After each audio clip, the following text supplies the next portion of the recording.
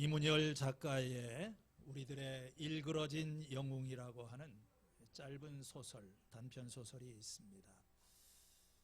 내용은 아주 간단한데요. 이 주인공이 이제 시골 학교에 전학을 오면서 그 학급의 짱이라고 하지요.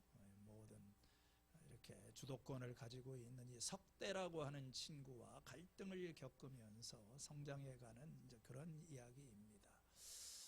그 조그마한 시골 학교에서 석대는 그야말로 영웅적인 그런 존재였었는데 어느 날인가 이렇게 시험 부정 사건과 연루가 되어가지고 석대가 학교에서 아마 쫓겨나던가 그런 것 같아요. 그리고 이제 한참 시간이 지나서 성장한 다음에 성인이 되어서 이 주인공은 그 석대라고 하는 친구를 우연히 보게 되는데 그 모습은 이 석대가 무슨 잘못을 저지르고 이렇게 수갑을 차고 경찰서에 끌려 들어가는 그런 모습이었습니다.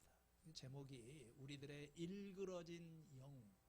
참 어렸을 때는 그렇게 영웅적인 존재로 보였던, 힘이 있어 보이고 또 사람들이 다 부러워하던 그런 존재가 사실 가까이 가서 이렇게 보면 일그러져 있는 그런 모습이다.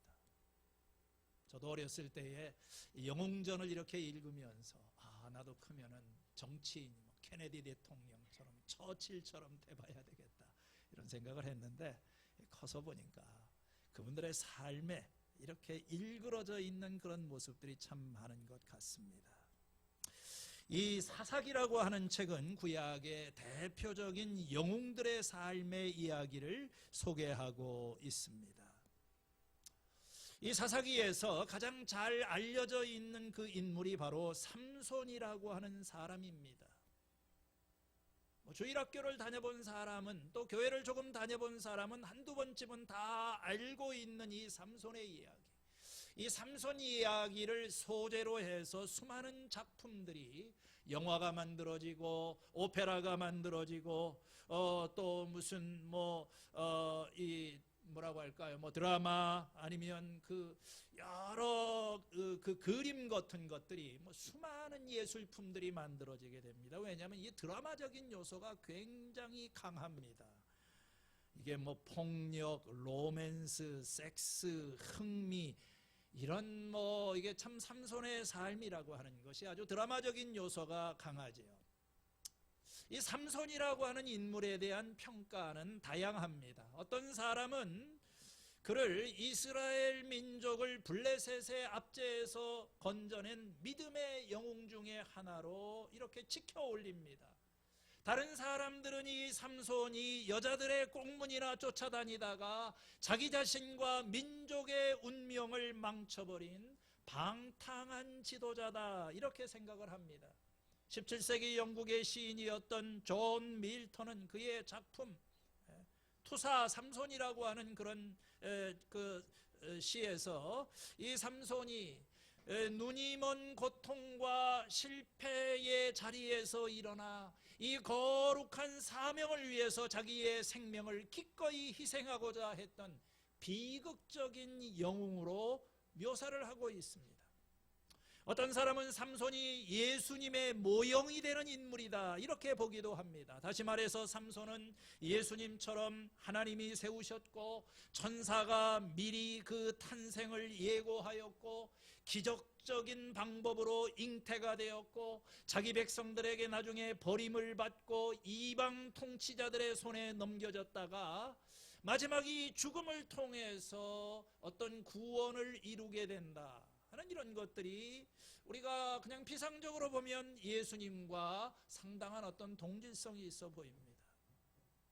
그러나 과연 이 삼손이라고 하는 사람의 삶을 이런 우리가 긍정적인 시각으로만 평가할 수 있을까? 사사기는 다르지요.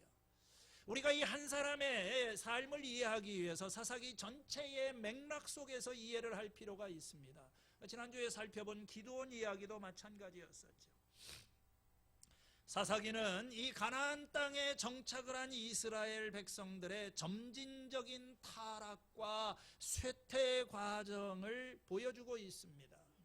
이 사사기의 역사는 범죄하고 하나님의 심판을 받고 고난 가운데 부르짖으면 하나님께서 그들을 건져주시고, 또 범죄하고 심판받고 부르짖고 구원받는 이런 어떤 반복적인 순환의 역사가 아니라, 이런 어떤 반복되는 상황 속에서 상황이 점점점 밑바닥을 향해서 추락을 하고 있는, 점점 나빠지는, 이걸 하향적인 나선형 구조이다. 이렇게 빙빙빙빙 돌아가지만 점점점 상황이 나빠지는 거예요. 6명의 대사사들이 소개가 되고 있는데, 이 삼손의 이야기는 그 사사들의 사이클의 맨 마지막에 오는 것입니다. 그러니까 문학적으로 보면 하나의 클라이막스에 해당하고, 도덕적, 영적으로 보게 되면 맨 어떤 밑바닥에 해당하는 그 상황을 보여주고 있는 것입니다. 다시 말해서 이 삼손이라고 하는 사람은 지금까지 소개가 되었던 그 어떤 인물보다도 최악의 인물. 그는 변절한 단지파 출신으로 엄청난 은사와 능력을 소유했지만 그의 삶에 이 자기 욕망과 자기중심적인 삶을 탈취하지 못하고 삶의 이 모든 것들을 낭비하고 비극적인 최후를 마친 이 자경미달의 인물이다. 사실은 사사기는 그러한 삼손의 모습을 보여주고 있습니다. 오늘 이 삼손 이야기의 맨 마지막에 나오면서 이야기의 절정을 이루고 있는 것이 그 유명한 삼손과 드릴라 이야기인 것입니다. 드릴라라고 하는 이 여자는 삼손이 사랑했고 관심을 가졌던 여러 여자 중에 하나입니다. 삼손의 이야기는 여자들을 중심으로 그 어머니에서부터 시작해서 그 다음에 딥나에 있는 어떤 그 결혼했던 천 여자, 그 다음에 이 가사에 있는 어떤 창기, 그리고 여기 나오는 드릴라까지 이 여자들을 중심으로 이렇게 전개가 되고 있어요. 드릴라는 삼손이 사랑했던 유일한 여자입니다. 그리고 그 이름이 밝혀지고 있는 유일한 여인이기도 합니다. 남자가 여자를 사랑하는 것 자체가 잘못은 아닙니다. 그러나 문제는 이 드릴라라고 하는 사람의 배경입니다. 이 드릴라가 이스라엘 여자인가 블레셋 여자인가 정확하게 나와 있지 않지만 후자일 가능성이 높아요. 왜냐하면 이 사람의 출신이 소렉 골짜기라고 하는 곳인데, 이게 이스라엘과 블레셋의 접경 지역에 위치해 있는 그런 곳입니다. 그리고 삼손은 이제까지 전부 다 이방 여자, 블레셋 여자들만 쫓아다니고 있었어요. 들릴라라고 하는 이 말의 뜻은 굉장히 흥미롭습니다. 많은 사람들이 이 들릴라라고 하는 말은 이 밤, 히브리 말로 라일라라고 하는 거기에서부터 비롯된 것이라고 봐요. 라일라 하면은 밤입니다. 이게 들라일라, 여기다가 앞에다가 들라고 하는 전치사를 하나 붙이게 되면 들릴라, 들라일라. 이 드릴라라고 하는 말의 의미는 밤의 여인이라고 하는 거예요. 삼손의 그 뜻은 뭔지 아십니까? 이 삼손은 이 작은 태양이라고 하는 뜻입니다. 쉐메시. 거기에다가 쉔숀이라고 하는 것을 이렇게 붙여가지고 작은 태양이다. 여러분, 뭔가가 이게 참 어울리지 않는, 뭔가 이렇게 좀 불길한 것을 보여주는, 우리 옛날에 드라마가 그런 게 있었죠. 해를 품은 달. 해를 품은 달이 아니라 이건 해를 품은 밤입니다. 밤. 이 어두움이라고 하는 어떤 깊은 어두움 속에 삼손이라고 하는 작은 태양이 이 밤에 이걸 어두움 속에서, 그러다 나중에 이 이야기 자체를 보면 이 어두움 속에서 해가 소멸되어 가는 그런 과정을 보여준다. 굉장히 상징적인 그런 의미가 있어요. 삼손이 이 블레셋 여인 드릴라를 사랑한다는 이야기를 듣고 블레셋의 통치자들이 드릴라에게 찾아와서 부탁을 합니다. 우리 삼손을 죽여야 되겠다.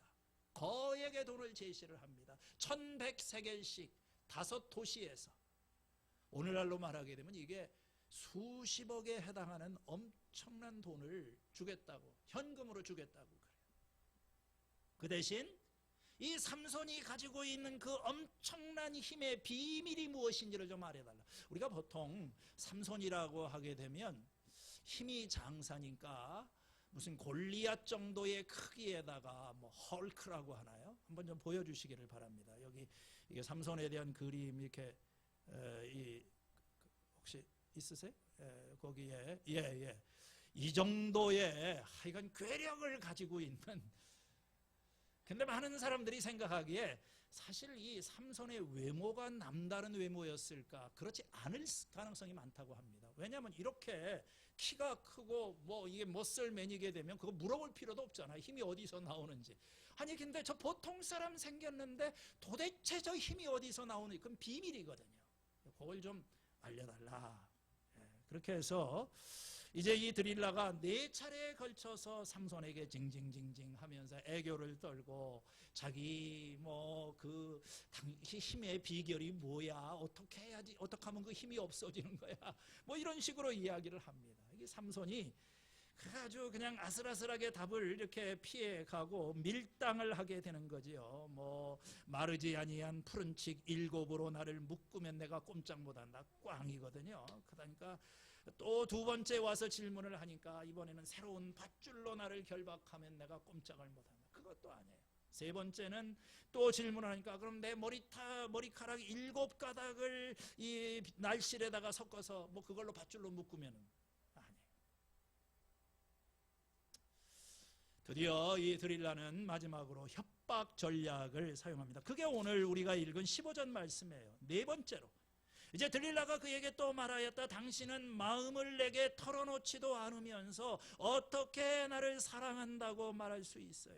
이렇게 3번씩이나 당신은 나를 놀렸고 그 엄청난 힘이 어디서 나오는지 아직 나에게는 말해주지 않았어요.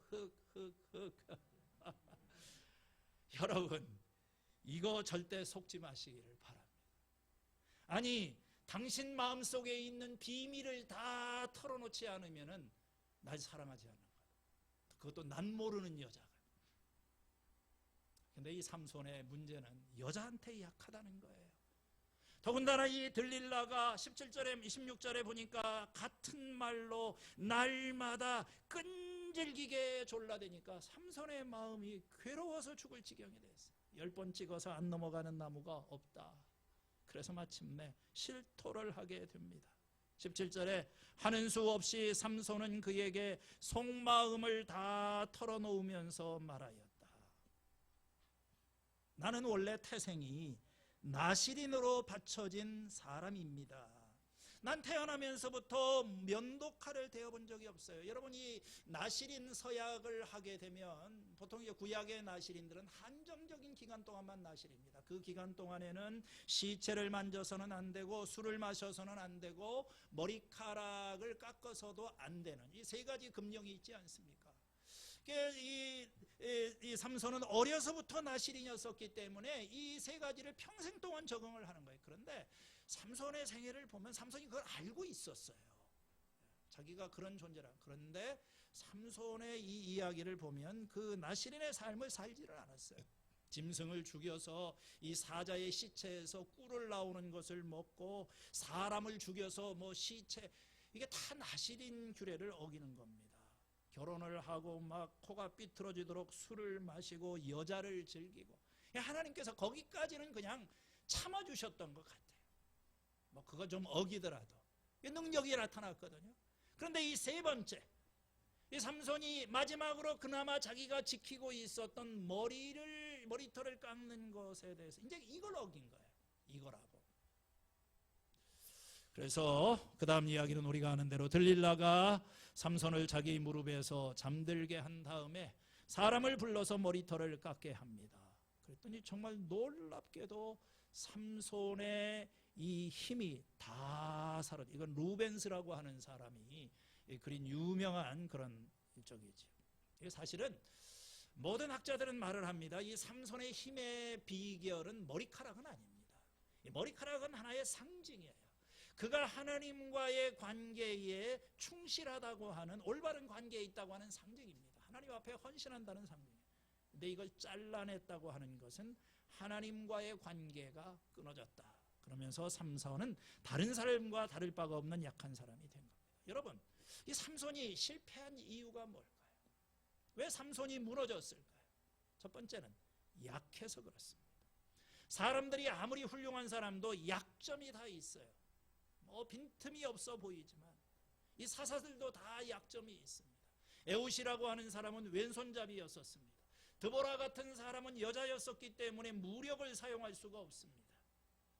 입다라고 하는 사람은 뭐냐면은 이 사람의 약점은 입입니다. 입을 다물지를 못하는 거예요. 그래서 자기 딸을 제물로 바치겠다고 하는 방정맞은 이야기를, 이게 입이, 그 사람의 문제는 입이에요. 그게 약점입니다. 삼손의 약점은 어디일까요? 삼손은 눈입니다. 눈.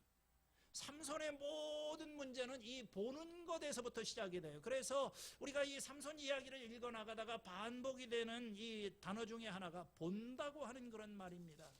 14장 1절에 보면은 삼손이 딥나로 내려갔다가 딥나에 있는 어느 블레셋 처녀를 보았다 이렇게 했어요. 자기 부모한테 와가지고 내가 딥나에 내려갔다가 블레셋 처녀 하나를 보았습니다. 나 장가 가야 되겠습니다. 그 여자를 색시로 데려와 주십시오. 그 여자가 첫눈에, 내 눈에 쏙 들었습니다.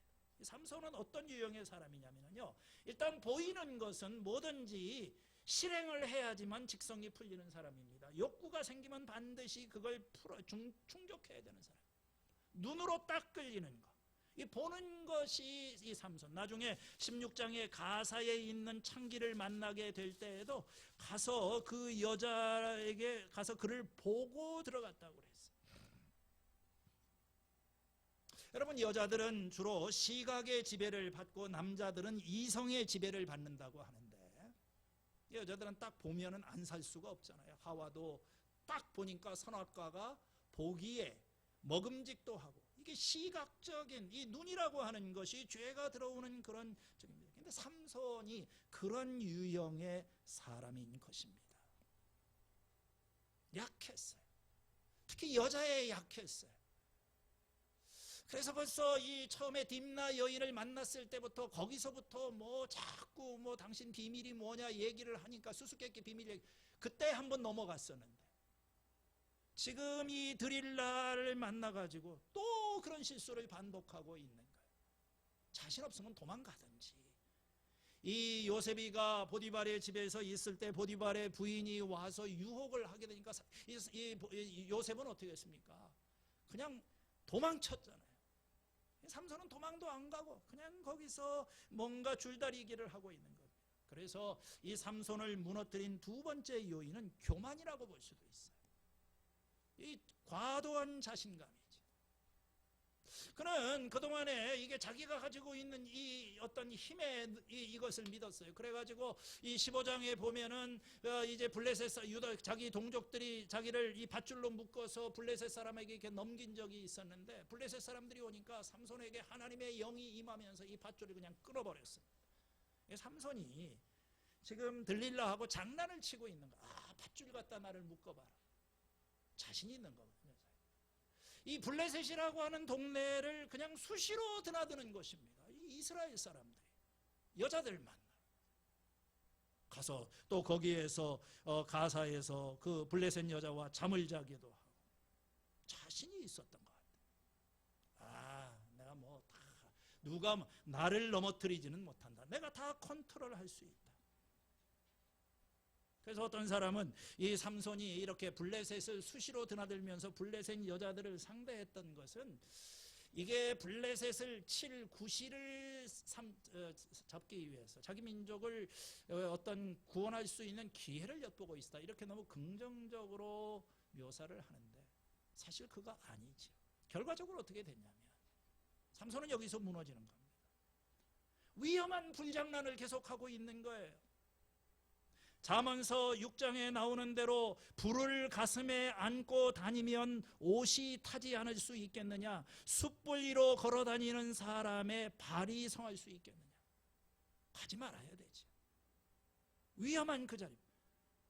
그 유혹의 사슬, 이게 문제가 있다고 생각하게 되면 겸손한 마음으로 그걸 끊어버리고, 근데 해야 되는데 그걸 그냥 장난치다가 쫄딱 망한 겁니다.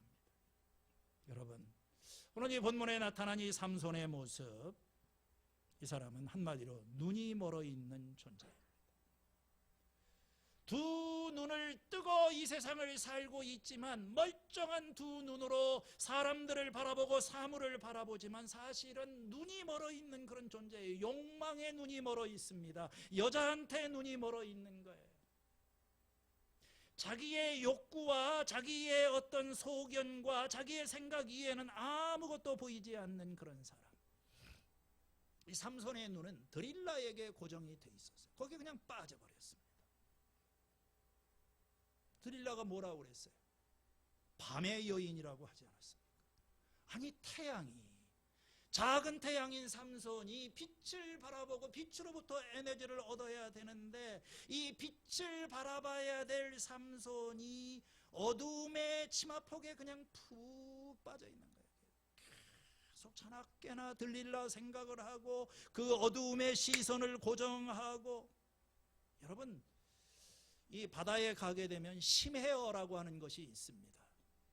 한 30m 요 정도만 지나가면 이게 빛이 통과되잖아요. 그럼 몇백 메타, 심지어는 1000m, 몇천 메타로 가게 되면은 그 다음부터는 이 바닷속이라고 하는 것은 빛이 없는 캄캄한 어두움입니다. 거기 있는 물고기들은 어떻게 되는지 한번 좀 보여주시기를 바랍니다. 이게 제대로 나왔나? 이건 그 중에 하나를 이렇게 하는데 괴물처럼 이렇게 생겼잖아요. 눈이 있어도 사실은 눈이 필요가 없어요. 이건 살아있지만 눈이 멀어 있는 겁니다. 어둠을 계속 이렇게 어둠 속에서 살고 어둠에 적응해 있으니까 사실은 눈을 뜨고 있지만 눈은 멀어 있는 거예요. 밤새도록 잠 안 자고 게임기만 가지고 그냥 계속 그걸 찾고 있는, 눈이 머는 거예요. 그 다음부터는 그것 이외에는 세상에 다른 것이 보이지가 않는 것입니다. 그래서 오늘 저는 이 삼손에 나오는 이 장면, 눈먼 삼손인 것입니다. 20절의 말씀은 아마 성경 전체에서 가장 비극적인 장면 가운데 하나인 것 같아요. 삼손은 잠에서 깨어나 내가 이번에도 지난번처럼 뛰쳐나가서 힘을 떨쳐야지 생각하였으나 주님께서 이미 자기를 떠나신 것을 미처 깨닫지 못하였다. 이게 얼마나 애처로운 장면입니까? 이미 하나님께서 그를 떠나셨어요. 그런데 삼손은 여전히 자기가 그 어떤 능력을 가지고 있다고 생각을 합니다. 사울이 그렇지 않습니까? 옛날에는 하나님에게 쓰임을 받을 때에는 그를 통해서 카리스마가, 능력이 나타나는데 어느 한순간 악령이 임하게 되면서 하나님의 영이 떠났거든요. 사무엘상 4장에 가면 이스라엘 백성들이 블레셋과 전쟁을 할 때 맨 앞에다가 여호와의 법궤를 선두에 세우고 갑니다. 왜냐하면 전쟁터에 나갈 때 옛날에 그렇게 하면 요단강도 갈라지고 승리했었거든요. 당연히 이번에도 여호와의 법궤가 앞에 있으면 승리하겠거니. 웬걸요? 그들은 처참한 패배를 당했어요. 하나님의 영광이 떠나간 거예요. 하나님이 더 이상 그 백성과 함께하지 않는 것입니다. 오늘 우리도 이 세상을 살면서 이 하나님의 영광이 이미 떠나서, 이게 참 무서운 말입니다. 오늘 교회가 우리가 예배를 드리지만 여기는 더 이상 하나님이 계시지 않아요. 어느 시대에 정말 하나님의 능력, 귀하게 쓰임받던 목사님이나 주의 종들이 옛날에는 참 그분을 통해서 귀하게 사용하셨어요. 근데 지금은 아닙니다. 하나님 떠나셨어요. 그런데 마치 자기가 여전히 능력이 있는 것처럼 생각하는 이 무감각. 왜 이런 일이 생길까요? 눈이 멀었어요. 상황 판단을 못합니다. 위험을 판단하지 못합니다. 삼손은 하나님에게 버림을 받은 존재가 되었고 이제 모든 것이 끝난 것처럼 생각이 됩니다. 그래서 두 번째로 우리가 살펴보려고 하는 것은 눈이 뽑힌 삼손입니다. 21절에 블레셋 사람들은 그를 사로잡아 그의 두 눈을 뽑고 가사로 끌고 내려갔다. 가사는 이 블레셋의 도시입니다. 삼손을 사로잡고 눈을 뽑았다고 그랬어요. 이게 참 끔찍한 그런 장면이에요. 이게 쉽게 뽑히지가 않는, 정말 여기 지금 이렇게 나와서 정말 너무 처참한 그런 모습이기 때문에 이걸 어떻게 보여드려야 될지 모르겠어요. 쇠사슬로 묶어서 그를 블레셋에 있는 감옥에 가두고 맷돌을 돌리도록 했어요. 그리고 자기 신전에 사람들이 모여서 삼손을 거기에다 불러다가 자기들 앞에 제주를 부리게 합니다. 무슨 제주를 부리게 했는지는 우리가 모르겠어요. 뭐 짐승 흉내를 내게 한 건지, 네 발로 기어다니라고 한 것인지. 여러분, 이 얼마나 비참한 그런 상황입니까?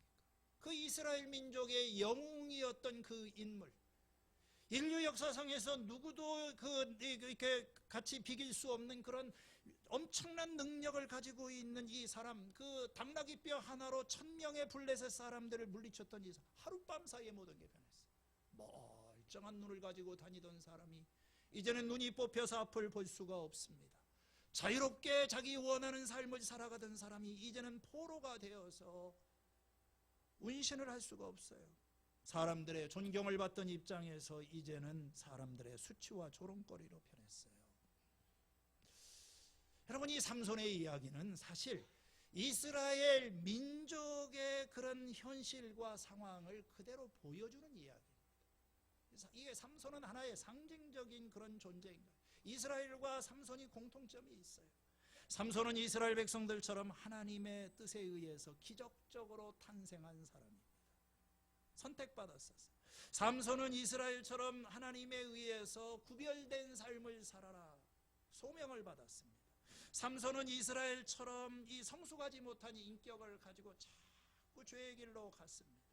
삼손은요, 이방 여자들에게 끌렸어요. 마찬가지로 이스라엘 백성들도 하나님을 버리고 자꾸 이방의 신들을 섬깁니다. 삼손은 결국 이 적에게 사로잡혀서 앞을 보지 못하고, 심지어는 자기가 버림을 받은 후에도 버림받았다는 사실도 깨닫지를 못하는 상황이 됐어요. 이게 이스라엘의 역사고요. 나중에 이 이스라엘의 왕조 역사가 이어진 다음에 그들은 맨 마지막에 바벨론의 침략을 받고 포로가 되어서 끌려가게 됩니다. 그들은 감옥에 갇히고 그 이방 땅에서 강제 노동을 하는 수모를 당하게 된 거예요. 이건 오늘 우리 교회의 모습이기도 합니다. 오늘 교회가 하나님의 선택을 받고 이 세상에서 구별된 그런 존재로서 살면서 하나님의 영광을 드러내야 될 이 교회가 오늘 교회의 정체성을 상실해버리고 세상에 눈이 멀었어요. 이 드릴라라고 하는 어둠의 치마폭에 우리가 그냥 거기에 깊이 파묻혀가지고 더 이상 세상과 구별이 되지 않습니다. 오히려 세상보다 더 어두운 곳이 되었어요. 그래서 이제 세상 사람들이 교회를 조롱하고 교회 다니는 사람들을 조롱하는 오늘 그런 것입니다. 이 삼손을 무너뜨린 것이 무절제한 욕망입니다. 자기중심성이에요. 여러분, 얼마나 많은 것을 받았습니까? 얼마나 특별한 은사가 그에게 주어졌습니까? 그 하나님께서 삼손을 통해서 그 민족을 구원하는 일에 사용하라고 남들이 가지지 않은 달란트를 가졌어요.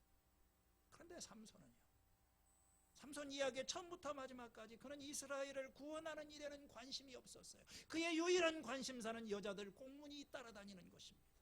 여자 꼬시고 여자 달래고 여자 때문에 화를 내고 여자 때문에 사람 죽이고, 그러다가 나중에 그냥 비극적인 이 죽음을 당하게 되는 것입니다. 오늘 하나님께서 우리들에게 정말 많은 걸 주셨어요. 남들이 갖지 못한 물질과 남들이 가지지 못한 재능과 시간과, 그런데 우리는 이 속에 있으면서 하나님의 뜻을 따라 산다고 보기지만 우리의 눈은 멀어 있는 것입니다. 우리는 본다고, 삼손의 문제는 뭐냐면 본다고 생각하지만 사실은 못 보고 있는 거예요. 그렇지 않습니까? 그는 건강했을 때, 자기가 눈을 뜨고 있을 때 자기 보고 싶은 거 다 보고 살았어요. 눈을 뜨고 있을 때 하나님 바라보기보다는 자기 욕망을 따라서 살았습니다. 그렇지만 눈이 뽑히고 아무것도 볼 수 없게 되었을 때 비로소 자기 자신의 눈을 뜨게 됩니다. 그전에는 뭐 하나 있으면은 뭐도 두렵지 않고 그냥 당나귀뼈 하나로 뭐든지 어떤 위기도 벗어날 수 있다고 자신감을 가졌지만, 그러다가 드릴라를 만나고 그 관계를 정리하지 못해서 눈이 뽑히는 지경이 되었어요. 오늘 우리들 가운데 눈을 뜨고 있지만 소경인 사람이 있고, 또 보지 못하는 사람인 것 같지만 사실은 보는 사람이 있는 것입니다. 예수님이 요한복음 9장에서 말씀하지 않으셨습니까? 나는 이 세상을 심판하러 왔다. 못 보는 사람은 보게 하고 보는 사람은 못 보게 하려는 것이다. 바리새파 사람들이 이 얘기를 듣고 있다가 수근수근 됩니다.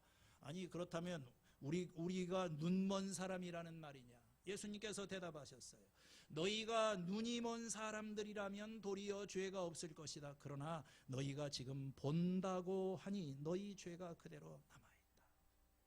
삼손은 세상에 눈이 멀어 빛을 잃어버린 사람이고 그런 모든 것을 잃어버린 자입니다. 눈이 먼 사람이에요.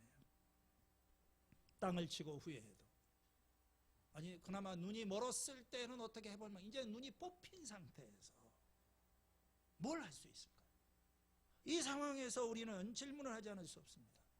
자, 이제 불구의 몸이 된 그런 상태에서 죽음만을 기다리는 이런 상황 속에서 뭔가 회복의 가능성이 있을까?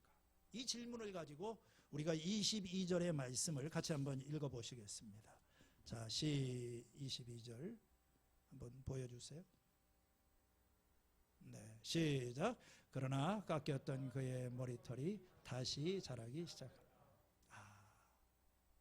이 짤막한 한마디 속에 마치 우리가 어떤 그 먹구름을 이렇게 탁 뚫고 비치는 그 한 줄기 빛이라고 할까요?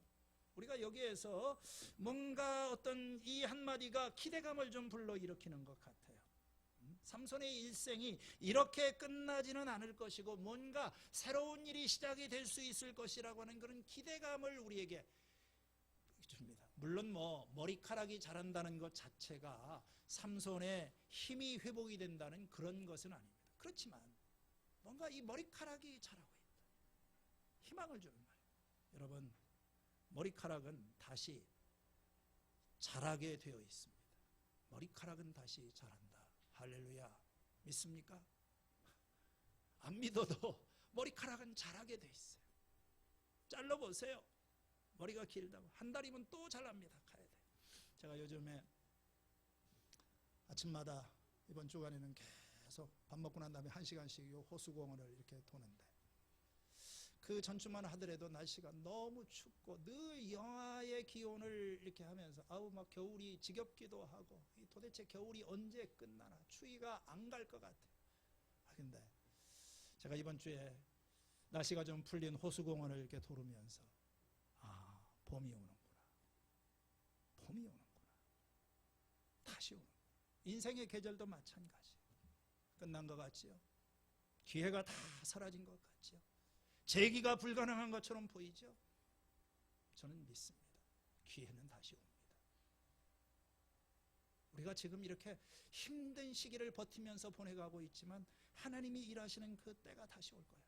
삼손은 이 어두움 속에서 그걸 느꼈던 것 같아요. 그래서 그 다음 이야기는 오늘 우리가 읽지 않았지만, 이제 소년에게 자기가 블레셋 신전에 가서 나를 좀 어디 기둥 있는 데로 좀 인도해라. 그리고 나서 그는 기둥 사이에 서서 하나님 앞에 부르짖으며 간구하는 것입니다. 주 하나님, 나를 기억하여 주시기를 바랍니다. 이번 한 번만 힘을 주시기를 바랍니다. 나의 두 눈을 뽑은 블레셋 사람들에게 단번에 원수를 갚게 해주십시오. 여러분, 이 삼손의 두 번째 기도이면서 마지막 기도예요. 삼손이 그렇게 인생에 이 짧지 않은 시간을 보내면서 그는 하나님을 찾지 않았어요. 하나님을 바라보지 않았습니다. 그러나 이 모든 빛이 사라진 이 어두움 속에서 그가 캄캄한 흑암 속에 있을 때 비로소 눈이 뜨인 거예요. 저는 그렇게 표현하고 싶습니다. 눈이 감기면서 눈이 뽑힌 상태에서 비로소 그는 제정신이 들고 하나님을 바라보기 시작하는 것입니다. 새로운 세상이 열리는 거예요. 참 놀랍지 않습니까? 하나님께서 빛을 보지 못하게 하심으로 참된 빛을 보게 하시고 아무것도 할 수 없는 상황에 처하게 하심으로 어떤 일을 해야 할지 생각하게 하시고 정말 연자맷돌을 돌리는 무의미한 일을 반복하는 가운데 진정 가치 있는 것이 무엇인지를 생각하게 하는 그런 시간, 삼손은 그런 시간을 가졌어요. 그러면서 이제는 이 절망 속에서 그가 하나님을 찾게 되는, 우리도 마찬가지 아닙니까? 주님 저를 기억하여 주십시오. 십자가의 강도가 죽으면서 예수여 당신의 나라가 임할 때 나를 기억하소서. 그리고 자기에게 다시 한 번만 더 힘을 주셔서 뭘 하려고 하는 겁니까? 원수 갚게 해달라. 사실 이 삼손의 기도를 보면 이 마지막까지 이게 어떤 고상한 기도가 아닙니다.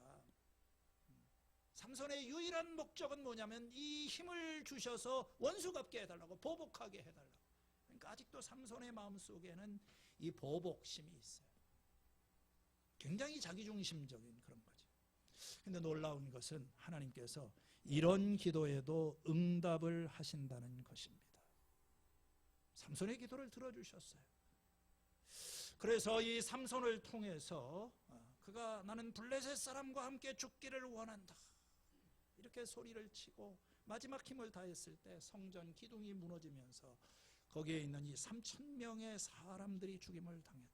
그래서 이 삼손이 죽으면서 그 살해당한 블레셋 사람의 숫자가 살아서 그가 죽였던 사람들 숫자보다 더 많았다.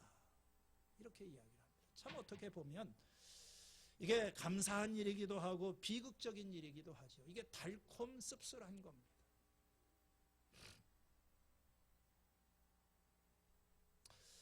삼손의 이 죽음 속에서 하나님이 일하신 거예요. 그 기도를 들으시고 그를 통해서 이제 이 블레셋 사람들에 대한 심판을 통해서 이스라엘의 구원이 시작이 되는 겁니다. 그런 면에서는 감사한 일. 그런데 왜 그는 살아있을 때 하나님이 주신 그 능력을 가지고 사사직분은 제대로 감당하지 못하다가 이 마지막 죽어가면서 이 마지막 순간에 그런 어떤 구원자로서 쓰임을 받게 되었을까? 참 그런 생각을 합니다. 그래서 오늘 우리는 삼손의 이야기를 읽으면서 인생을 낭비하지 말아라. 때가 있을 때, 기회가 주어져 있을 때 하나님이 주신 이 은사와 능력으로 주님을 섬기자 하는 그런 생각을 해보게 됩니다. 그런데요, 이 삼손의 이야기 속에서 맨 마지막에 중요한 것은 이 어두운 세상, 이 빛이 없는 세상, 아예 눈이 뽑혀져 버린 것 같은 이 절망적인 상황 속에서 하나님이 일하고 계신다. 그 하나님이 빛이 되십니다. 사람은 믿을 게 없어요. 사사치고 제대로 된 사사가 하나도 없습니다. 그 최악의 경우에 삼손입니다. 그냥 그렇게 그는 살다가 갔어요. 그런데 이 보잘것없는 삼손조차도 그가 하나님을 바라고 하나님에게로 눈을 들게 될 때 하나님의 구원이 임하고 그것이 민족을 구원하는 그런 일. 하나님은 지금도 일하고 계세요. 우리가 사사기를 이렇게 읽어보면 온통 어두우며 여기까지는 그나마 좋은데 이제 17장에서 21장까지 가면 이거 완전히 무법천지에다가 암흑 세상입니다. 소망이 없는 세상. 그런데 그 가운데에서도 하나님은 그 민족 속에서 일하고 계십니다. 룻기를 넘어가면 사사들이 다스리던 그 혼란 시대에 하나님의 사랑이 신실한 하나님의 사람들을 통해서 보여지고 거기에서 나중에 다윗 왕이 태어나고 이 민족의 새로운 날이 밝아오게 되는 것입니다. 하나님은 오늘도 우리 안에서 일하시고 우리를 잠들어 있는 우리를 일깨우시고 일어나라 삼손아, 이 드릴라의 무릎을 베고 이 태양이 빛이 되어야 될 사람이 빛을 바라보지 않고 빛 대신 하나님에게로 얼굴을 향하지 않고 이 어둠의 여인을 바라보면서 그걸 바라보다가 눈이 멀고 눈이 뽑혀져 있는 이 삼손, 그것이 우리의 인생이고 우리의 삶이라고 생각이 된다면 오늘 이 시간 여러분의 고개를 돌려서 주님의 음성을 듣고 다시 일어서고 하나님 안에서 새 삶을 시작하는 복된 시간이 될 수 있기를 축원합니다.